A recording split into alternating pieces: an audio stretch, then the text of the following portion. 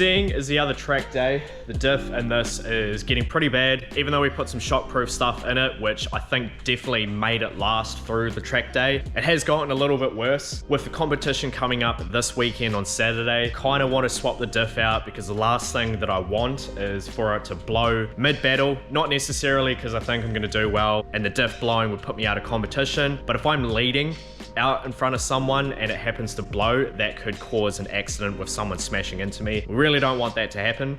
So we've got this diff here, another 4.0 ratio. So we're gonna chuck some oil in this. Pretty fresh one. I've had this diff in a car before and it didn't make any noises. Not that I'm aware of. I had it in a car like 3+ years ago. We've got some Penrite 80W90 gear oil to go in. We've got a litre of it, and then we'll chuck another 300 to 500 ml of the shockproof stuff in here just to top it up. This stuff also looks like it might taste nice. Yeah, the liquid gold. Now we're about to pull the diff. It's currently in the S14 out. Take the broken axle out, get that new diff in, and then get the new axle in, and then we should be ready for tomorrow.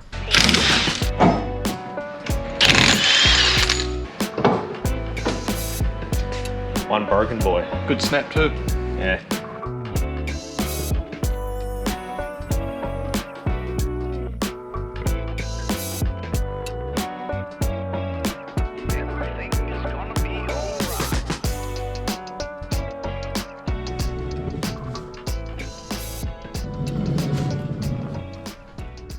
Other end of the broken boy.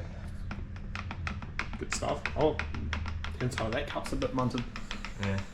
I've had a few people ask me the thought process was behind putting engine oil in this. I was broke as fuck at the time. Didn't have any money to go and buy some actual diff oil. Needed to make the track day the next day, and we just happened to have engine oil laying around in the workshop. It definitely wasn't the smartest idea, but we just had to make do with what we had. Unfortunately, probably cost us a bit because this diff is now pretty cooked, but it still got us through that track day. Put some better oil in it, and we got through another track day in it. And I reckon we'll probably make another track day or two in it. But yeah, the only reason why we are swapping it out is because I said in the beginning of the video, I'd rather put the fresh one in just for the comp. That way we know it's gonna be sweet. And then the next practice day, we maybe chuck this back in and just run it at practice days until it does blow. Out with the old and broken. In with the new and soon to be broken. Nah, let's hope. Let's hope not. Well, if you drive good, you won't break it. Pretty much. When my car's going, I should do a speed run to see if I can break a 6x1.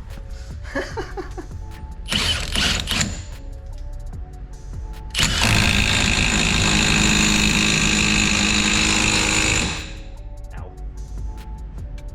That hurt my hearing. I'll only be deaf in like 20 years. Roll it forward. Come back. There you go.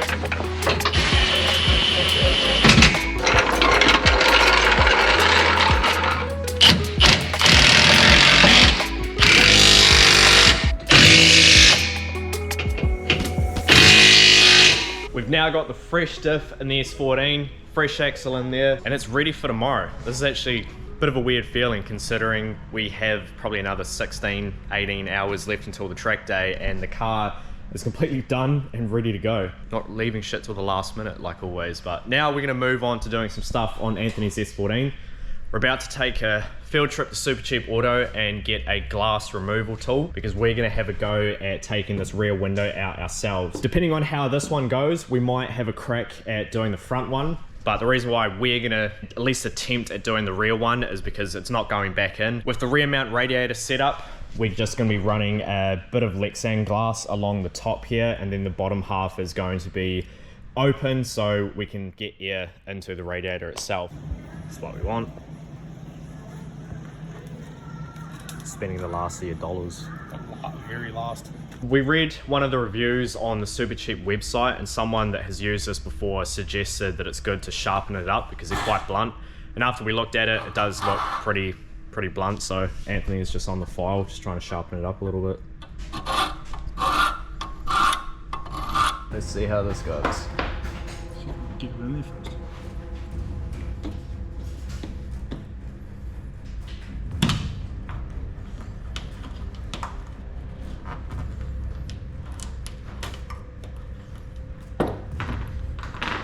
This is sketching me out. This is painful. The whole thing's so flimsy as well. I don't know how to do this. No, so You pull with this pull one. with that. Yeah, that's what I'm doing. Yeah. But it just twists it. That's dumb. I feel like this should be on this side of it, because that's trying to pull it round, as where if it was there, it would be more trying to just pull it back. Or we can take it off and put it on that side. Yeah, I'd probably do that. So we switch this around. Handle is now on this side of the blade, so hopefully that works a little bit better. Oh, well, mother. Join us back. Dun dun dun dun dun. Fuck, I'm that looks pulling on it. horrible.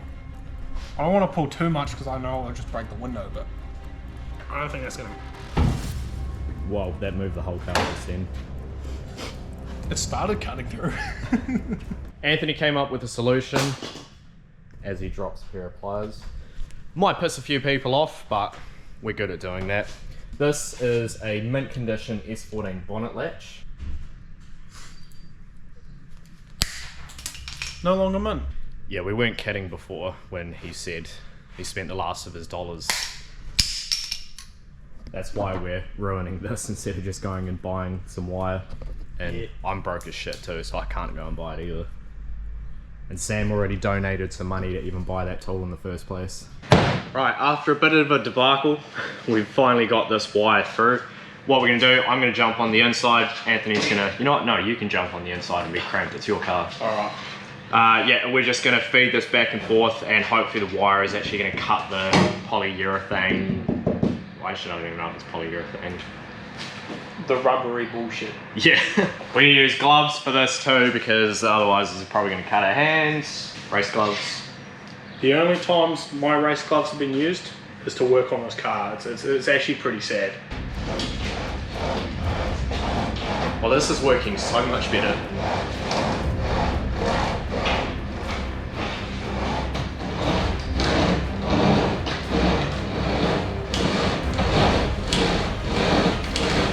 You're getting a bit tired in there, mate. Yeah, it's real awkward trying to like pull a hair. Give me a minute.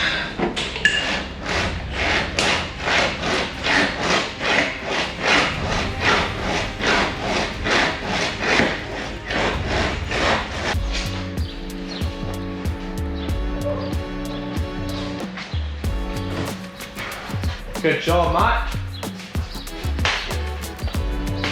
That was very lackluster with the glove on. It didn't have that bang, didn't have that pop. Now we're going to try and take the front one out. We're going to try and get these rubbers out. Rear window went smoothly, front window not going to plan. And the front window is the only window that we actually wanted to keep and put back in this car. I unfortunately chipped it up here trying to get the plastics off, and Anthony cracked it down here trying to put the pick through so we could feed the wire in to cut the seal around it. New windshield. And seeing as we don't care about this anymore, Fuck. Oh, I can hear it cracking still. Sam, I broke my windshield. Sounds like a you problem. She's still good. You can draw with this. This is oh, you awesome. can. Oh wow, it's literally following the hammer up. I'm not hitting it hard enough. No. That's too much fun. We've completely minced this front window. We got the wire through, started cutting all the way along here, but we got caught up on this corner and you can see the damage that it's done now. We tried to go back through this way and we can't even get the wire past this because it keeps like cutting into the window sort of, so. Yeah, we're trained professionals. We know what we're doing. Anthony's just gonna kick the shit out of it. It's gonna make a mess, but it's already ruined.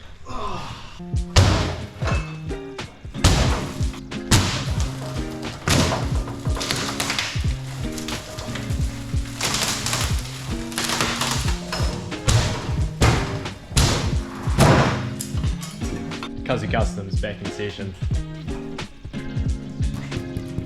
Double the protection.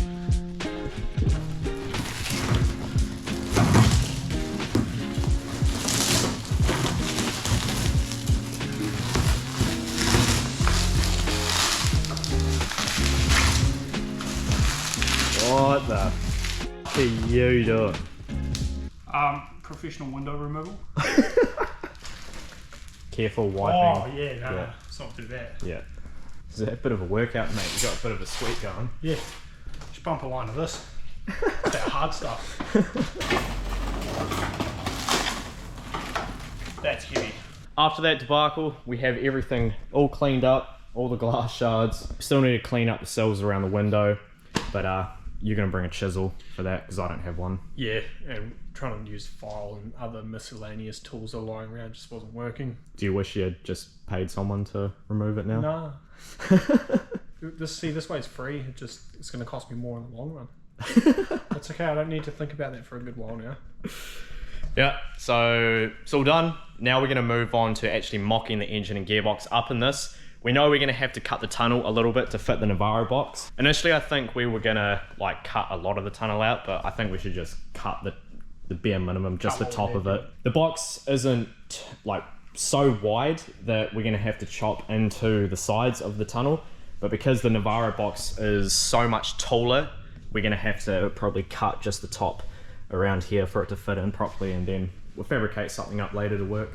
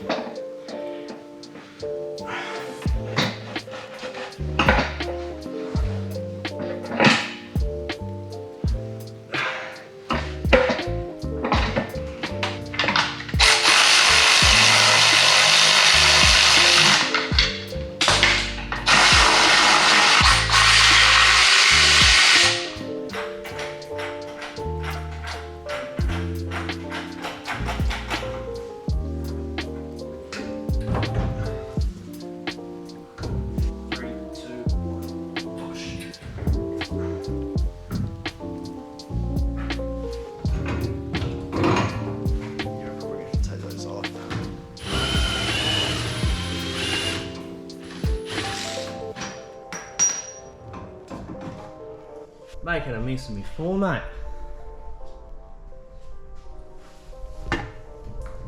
Oh, mate, look at that. Ah, again.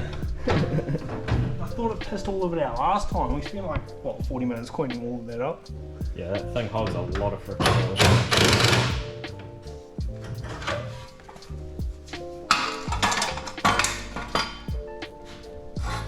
We've got the engine in pretty much as far as we can get it. It's still quite a ways off of where it needs to go. It's already essentially touching the gearbox tunnel on the side here and in the same spot on the other side over here. And the top is pretty much touching up here as well. So what we're gonna do is, Anthony is about to drill out the spot welds on this here. It'll take all of that, take that off completely, and then we're pretty much gonna cut from that line, so we're sort of about there, to about here, over, same on the other side, and then just cut this whole piece here out.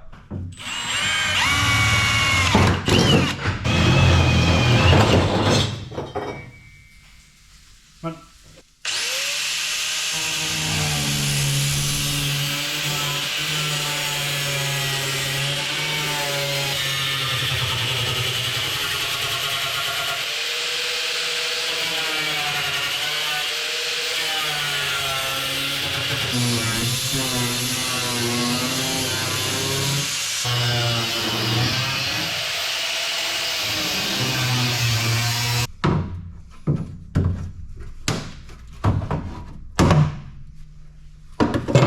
Right, so we have been freaking battling with this car for the last, what, 2 hours? 2.5 hours? about that.